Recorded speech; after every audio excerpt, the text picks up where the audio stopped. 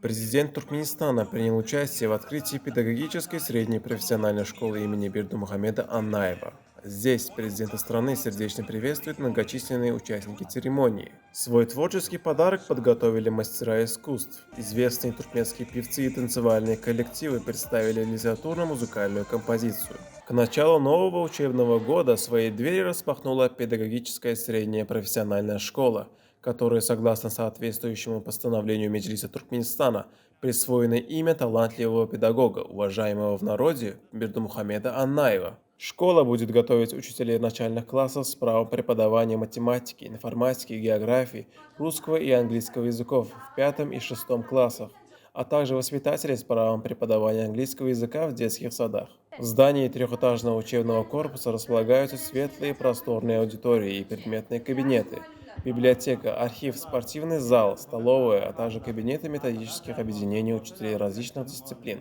Имеются лингофонные кабинеты для изучения иностранных языков, компьютерные и интернет-кабинеты. В педагогической средней профессиональной школе есть два трехэтажных общежития, рассчитанные на 112 студентов. Здесь предусмотрены все условия для культурного досуга, подготовки к занятиям, ознакомления с необходимой информацией, пользования сетью интернет.